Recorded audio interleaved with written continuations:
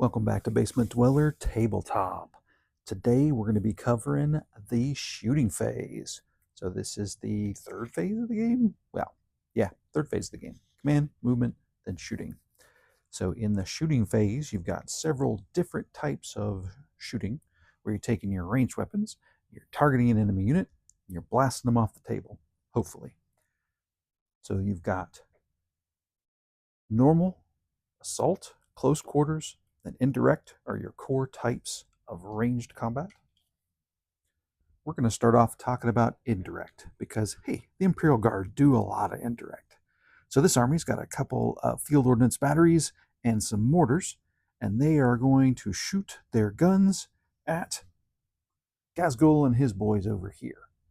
So what's happening is we're checking our range. So these indirect fire guns, they have a pretty good range. The mortars are 48, so we're well within our distance to hit Gaz. Blink, blink, boom, boom. And then the field ordnance batteries with their bombast field guns, same thing. So indirect fire is very, very particular. If nobody can see your target unit, then you only hit on sixes, period. No options. If an enemy is hidden, say I had like a character stashed in here who was far enough away from all friendly units that it was considered hidden and nobody knew he was there, you can't target them with indirect. Now, fortunately, with this squad of guys here, they have spotters. So we've got our infantry squad here who can see Gaz and his team. We've got a tank over here that can see Gaz and his team. There's lots of guys over here. There's all kinds of guys who can see Gazgul. So we're going to roll our attacks. We're going to start off with our bombast field guns. So the bombasts have a D6 attacks and blast. Well, unfortunately for Gaz and his team, they are more than 20 guys in the squad. Less than 25, but I think it's 22 is the total in there. If you include Makari, the Pain Boy, and Kazgul. So with blast, it gives you a +1 attack for every 5 models in the target unit. So with 23 in that squad, we're going to get +4 per bombast field gun. So you get D6 +4 for every gun. And there's 2 guns in the unit. So we're going to roll and see if we got, we got 5, 6, 7, 8, +8. So it's 16 shots. And I have my spotters. I did not move. So if you sit still with indirect fire and you have a spotter and the moon is in the right phase and the stars have aligned, then you only miss on 1s, 2s, and 3s. So when they talk about miss, they talk about automatic miss. So if I've got Space Marines of really good really good to hit, and then normally they would hit on 3 pluses, then they still hit on 4 plus because that 1, 2, 3 automatically misses. My guardsmen normally hit on 4s. Actually, the bombasts normally hit on 5s, but they're heavy, so they go down to 4s. I've given them a command from my Cadian Castellan here. He issued commands to both of these guys, used up his commands in his phase, in the command phase. So they both get +1s to their weapon skill, or ballistic skills, ballistic skill. They got the take aim order shot on them. So they would normally hit on 3s. My enemy is considered to be in cover, and in the new edition, cover confers a -1 to hit. So that balances out one of my bonuses, so I go back to 4 pluses, which is okay because I would only hit on 4 pluses anyway. So I've got 16 shots. I'm going to grab a handful of dice here. 2, 4, 6, 8, 10, 12, 14, 16. Roll a bunch of the dice. I like picking up the ones that miss, so I'm left with only the ones that hit on the board. My opponent can see how many hits I've got. Oh, look, lots and lots of hits. These are some nice Orky dice. These are Baronet dice. They're actually really cool. They got the round edges, but they're really easy to read. They've got a really nice pip design, and then that orc symbol. Those are super cool. I love that. Look at that. Really neat. Now, I like the GW dice too. I got a set of orc dice for them, but the newest set was like green with like silver pips. It's a little harder to read. These guys show up really good on camera. So now I've got 2, 4, 6, 8, 9 hits. That's pretty good. It's a little bit more than average. The strength of the bombast is an 8, so I'm going to wound these orcs on a 2. So when we're talking about orc wounding, if you've got a bodyguard unit, you always use the toughness of the bodyguards to determine wounding, and you will use the if you have combined bodyguard units, you actually use the toughness of the tougher bodyguards. So if like I had some Nobes mixed in there, and they were toughness, well, I don't know, Nobes are still toughness 5, orcs are toughness 5, so they're pretty tough. So with these guys, I got to have a 2 or higher to wound, because I am more than, oh no, they're toughness 5. I got to have 3s or higher to wound. So let me pick up all my non-3s. I think that was a 4. So I got 3 wounds. Whew, that eliminated a whole bunch of that. 3 wounds, not great. And now we move on to the saving throw phase. So this is where 11th edition is very, very different than prior editions. Now you sequence, rather than trying to pick out individual models, you sequence the models that you want to take the saving throws based on their defensive profile. So if I got a toughness 5 guy and toughness 4 guys and save 3 guys and save 2 guys, you set them up in an order that the defender chooses. So like here, the orcs are going to be, Gaskell's going to be last on the list. I want him to stay around till the end of the shooting. I'm going to put all the regular orcs up at the front of the list. They're the first group, my basic orcs. They got a toughness 5 and they got a save of 6. But they have a 5+ invuln and they have a 5+ feel no pain because of the pain boy in the squad. So I'll do the orcs, and then I will do Makari next, and then I'll do my pain boy next, and then we'll do the Gaskell last. So we're never going to get to Gaskell, so there's no reason to worry too much. The orc boys. So now I'm going to roll my saving throws for my orc boys. So they would normally get an armor save of 6, but in this case, the bombast field gun has what's called an AP value. The AP is going to reduce their armor save by 2, so it would normally go from a 6 to a 7 to an 8. You can't roll an 8, so that negates their armor completely. There's no chance to succeed. Fortunately, with this particular orc group, it's a big squad of boys. There's lots of them. So they're going to get a 5+ invulnerable save from the Green Tide attachment ability. So they got 5+ invulnerable saves. So roll, see if I knock any of those out. All right, so this 6 is going to reduce that damage down a little bit. So now there's only 2 wounds going into the team. And now my pain boy gives that squad a 5+ feel no pain. So now we'll roll again. Nope.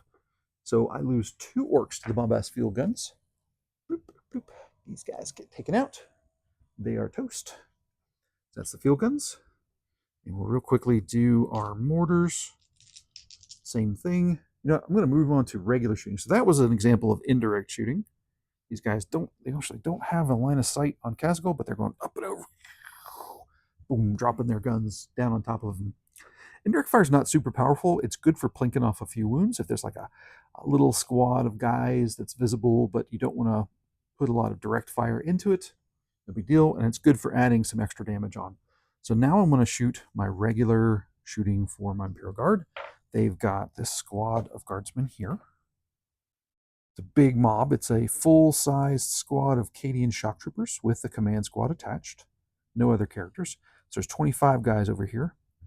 Well, with the Cadians, they've got plasma guns. They've got flamers. I equipped this team with 1 plasma gun for the command squad, 2 plasmas for the Cadian shock troop squad. So they've got plasma guns, laser guns, and flamers. So the flamers only have a 12-inch range. We're going to see if anybody who has a flamer is in range. So you're going to get your tape measure out, get your 12 inches. It might be best to measure from Gaskell. Oops, just teleported a mortar team across the board. So we're going to go 12 inches from Kaz. So if anybody in the target unit is in range, you can shoot at the squad. So they are in range of my flamers. I got a flamer there. I got a flamer back here. Yep, Kaz is in range of both flamers. So we'll start with the flamers. Super easy. Same kind of thing. You're going to work your way across the special weapons in the squad and all the regular weapons.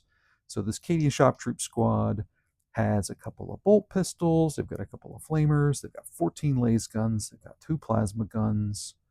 That's my hand weapons. The officer's got a plasma pistol. There's a couple more las guns and another plasma gun. So there's 3 plasmas, 17 las guns, boatloads of shooting. And these guys, because they're inside that rapid fire range, I actually am choosing to do, or I chose to do in the command phase, I picked a command for these guys that's going to make them shoot more. Because, hey, who doesn't love rolling boatloads of dice? So these guys are going to use first rank fire, second rank fire. I'm also going to fire off a stratagem called Mordian Minute.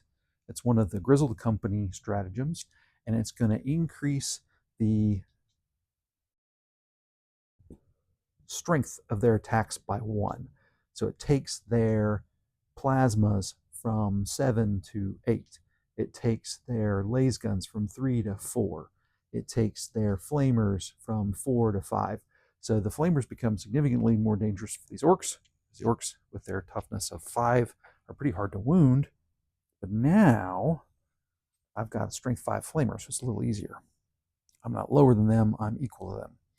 So let's start with our flamers. Flamers are a torrent weapon, so as long as they're in range, they will automatically hit. They have a random number of attacks, so I've got 2 flamers, so each flamer gets a d6. So you roll, oh, that's not very good. That's 5. That's 5 hits. 5 hits on the boys.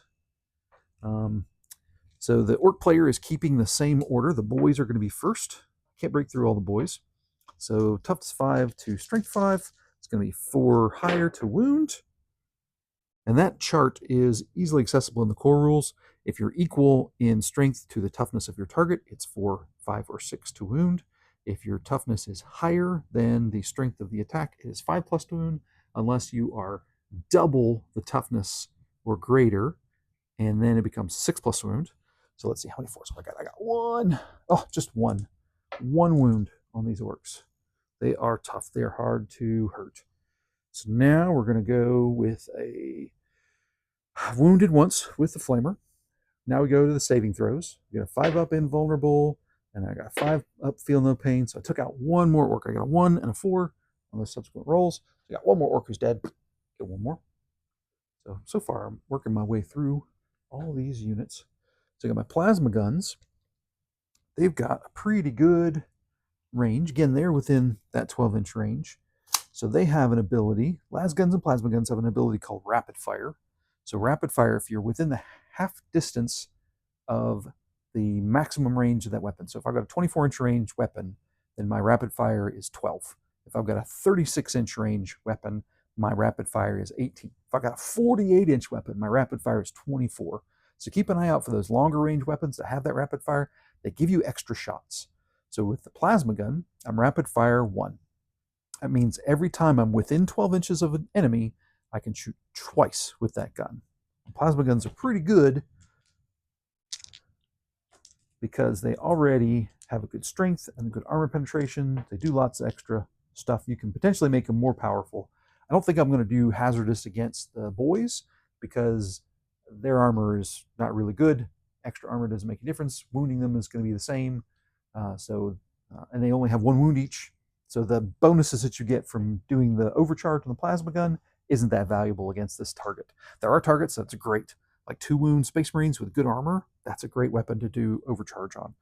Orcs, not so awesome. So normally I get 1 shot with my plasma gun. I get an extra 1 because I'm in rapid fire range.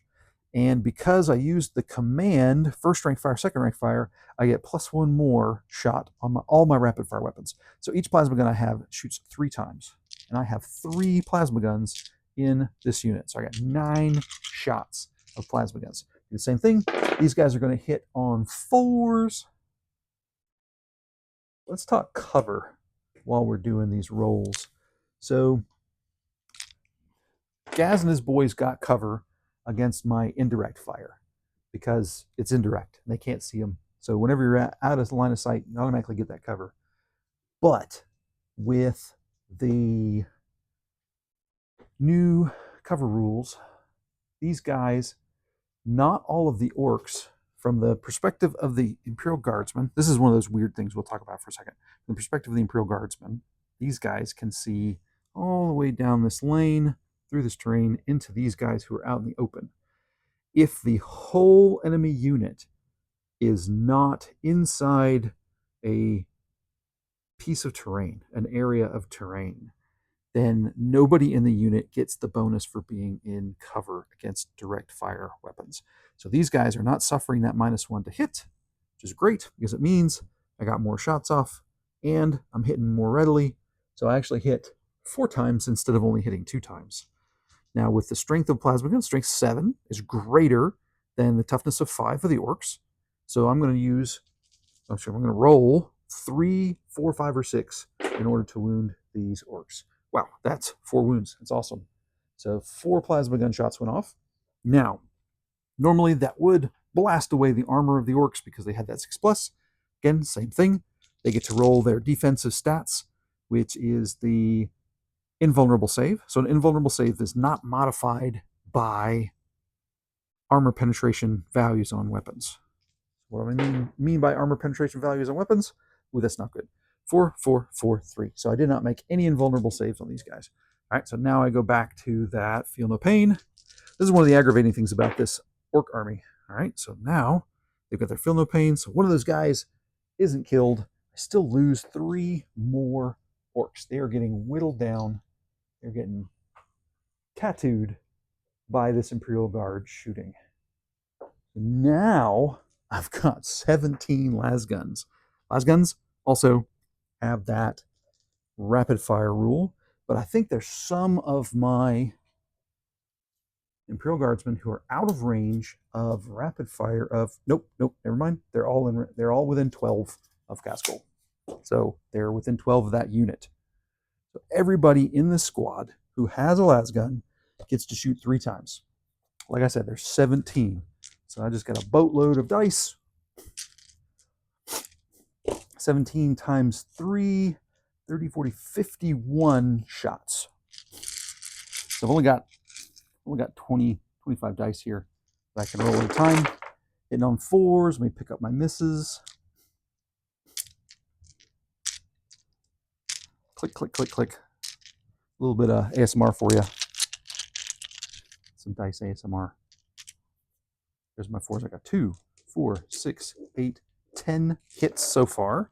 And now I need to roll another, that was 25, I need to get to 51. So I need to roll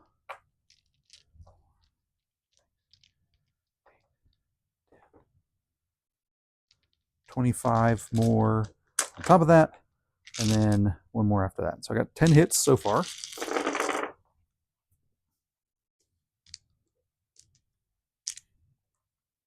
You know what I'm not doing? I'm not re-rolling my 1s. Golly, this is where the game gets boggy down. All right, so next 25, I got 2, 4, 6, 8, 10, 12, 14 more. So it's 24 hits out of 51. I'm gonna do 1 more shot, and it misses with the 1. Technically, and I don't want to slow this down anymore. It takes a long time. Technically, Grizzle Company, when they're shooting at an enemy, when they have the benefit of an order, which these guys do, they've got that rapid fire and Morty in a minute. Rapid fire is the order, Morty in a minute is the stratagem.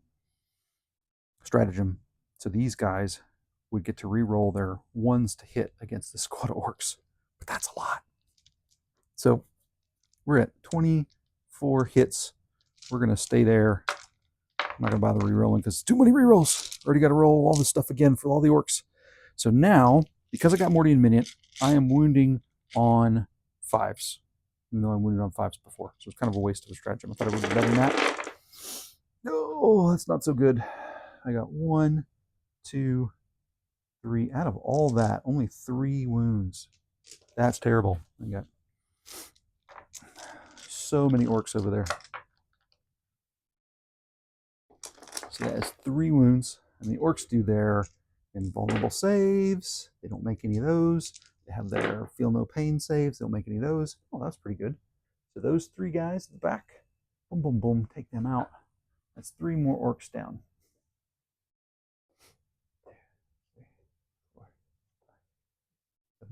8, 9. So this phase I've killed off 9 orcs. That is a lot of orcs that are killed. But still a whole bunch left.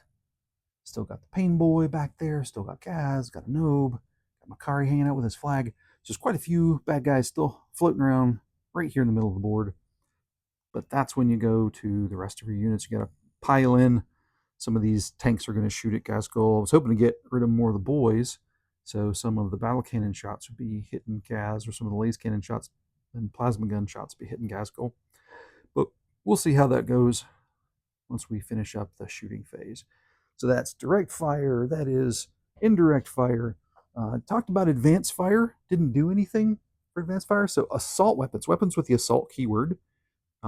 If I have to run a unit across the board, say these guys had to move extra far, they do their advanced move like we covered in the movement section, they would be able to advance fire only if they had an assault weapon. I don't remember if they're grenade launchers or assault. I know things like flamers are assault weapons. No, grenade launchers are assault weapons. So there's a couple of weapons in the arsenal of the Imperial Guard that are assault, but these guys, they kind of sat still. They didn't want to get any closer to Gaskell because he's pretty nasty hand-to-hand, and he could wipe them out. So that is assault shooting, or advanced shooting. And we got close quarters. Let's see, is there anybody in hand-to-hand with a vehicle? I don't have any of that on the board right now. The close quarters is probably one of the more complicated and annoying things to deal with in the game. So take, for instance, if I had, let's see, those are vehicles. So if I had my Coptas, if they were in hand-to-hand combat with my Ogrins, or better yet, they're in hand-to-hand combat with my vehicle in combat with a vehicle, so they would both get it. So if I were shooting, my vehicles would still get to shoot their weapons.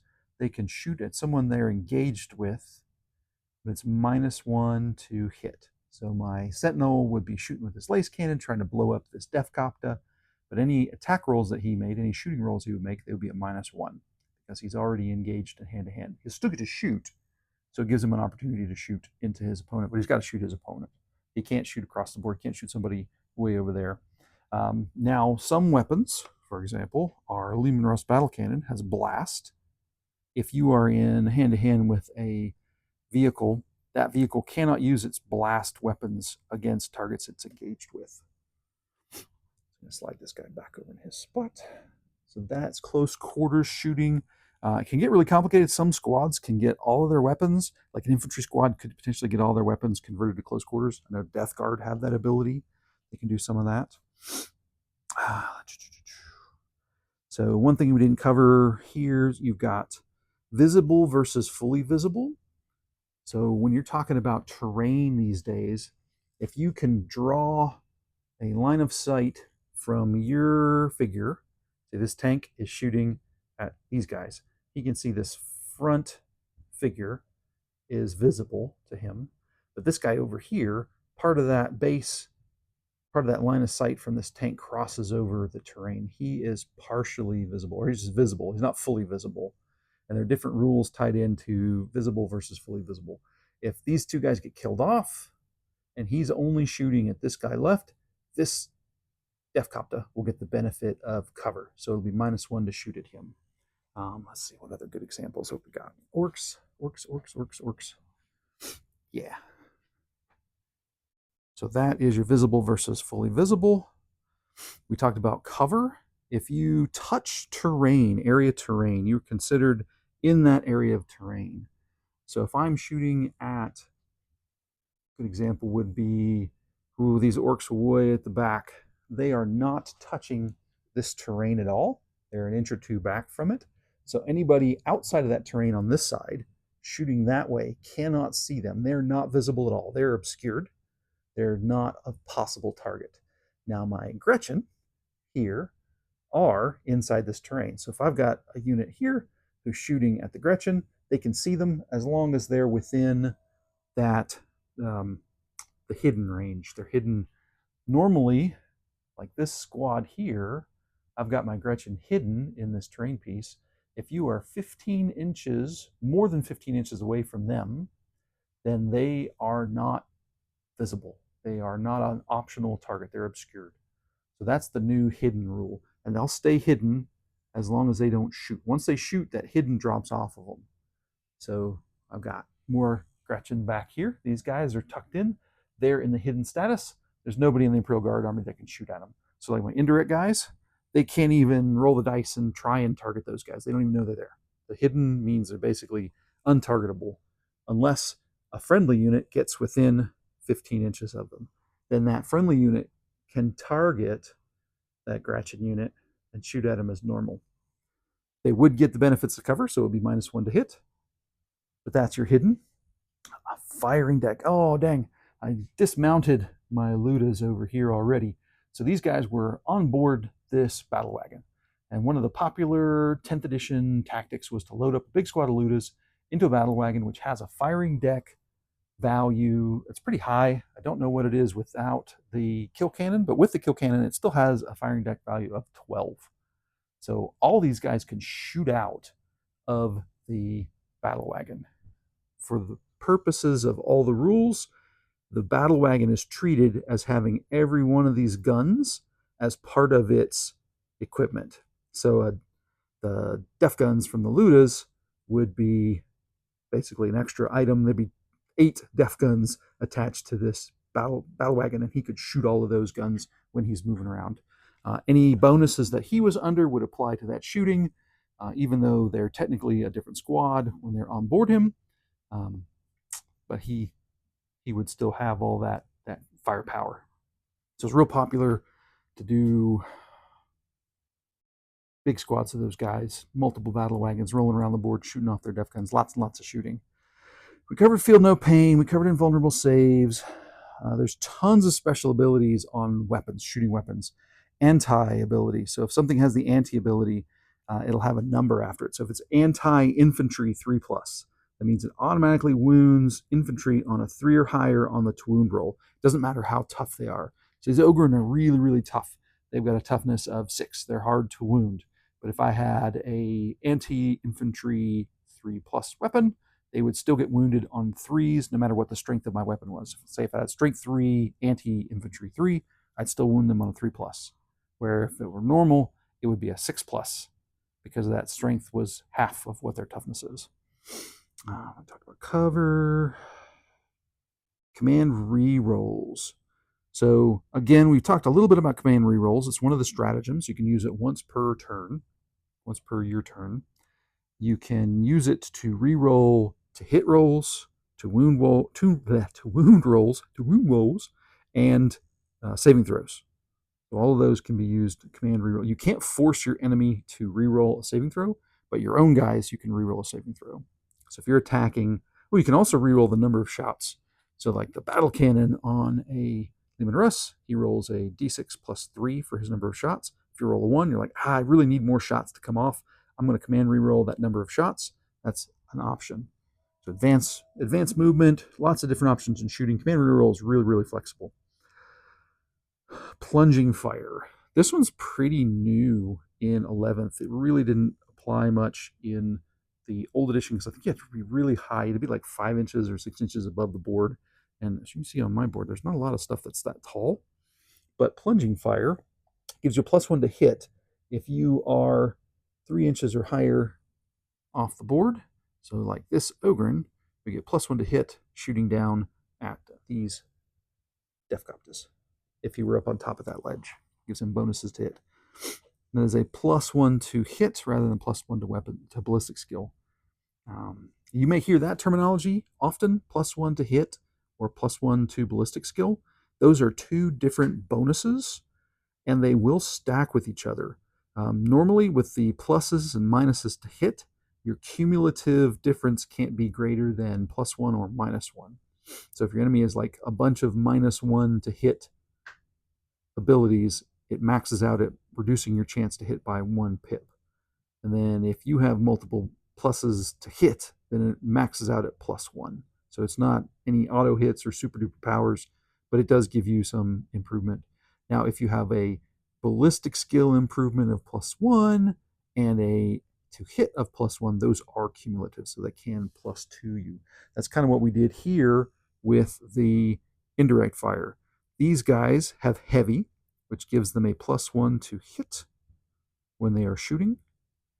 if they sit still or move less than 3 inches. The Cadian Castellan gave them take aim, which gives them a +1 to their ballistic skill.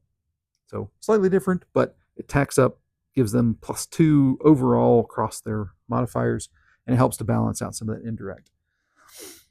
Lethal hits and dev wounds are things we haven't talked about too much. There's so many things in shooting. Shooting is a very, very big, it's a big part of the game. There's lots of stuff that happens, so it's a very active part of the game. But lethal hits are normally when you roll a d6 to hit, a 6 is a critical hit.